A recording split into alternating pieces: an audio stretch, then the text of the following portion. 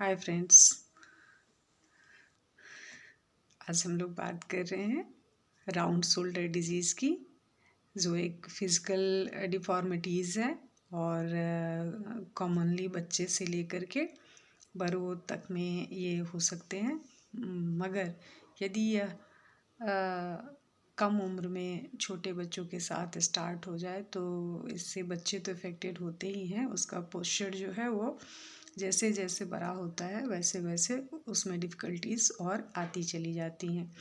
इसलिए यदि आपने इसको आइडेंटिफ़ाई कर लिया कम उम्र में ही कि इस तरह का प्रॉब्लम है तो उसे उस एज में ही दूर कर लेने से आगे प्रॉब्लम कम होगी या नहीं होगी।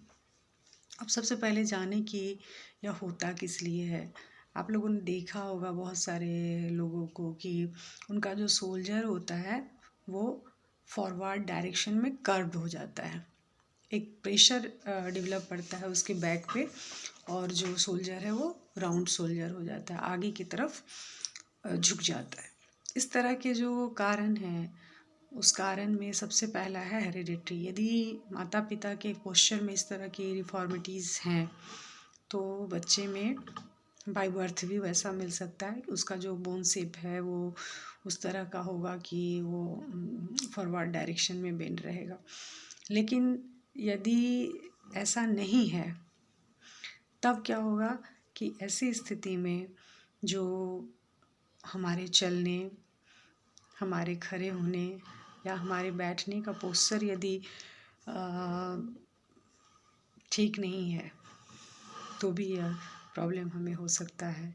इसके साथ ही साथ यदि हम प्रॉपर फर्नीचर पे नहीं बैठते हैं तब भी ये प्रॉब्लम हमें हो सकता है। नेक्स्ट है कि यदि हम जिस फर्नीचर पे बैठें वो भी यदि सही है, हम सही तरीके से चल रहे हैं, हम सही तरीके से बैठ रहे हैं, हमारा हेरिडिटरी ट्रेट भी बिल्कुल सही है, तो हम लोग जो टाइट क्लोथ पहनते हैं उससे भी एक प्रेशर हमारे शोल्डर पे डेवलप होता है और हमारा जो प्रॉब्लम है वो धीरे धीरे परमानेंट हो जाता है।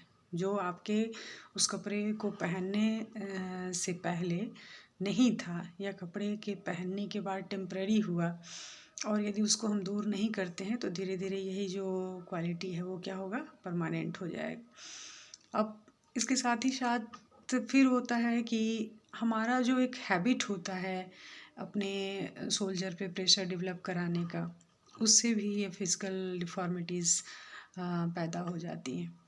अब इसको हम कैसे दूर करेंगे?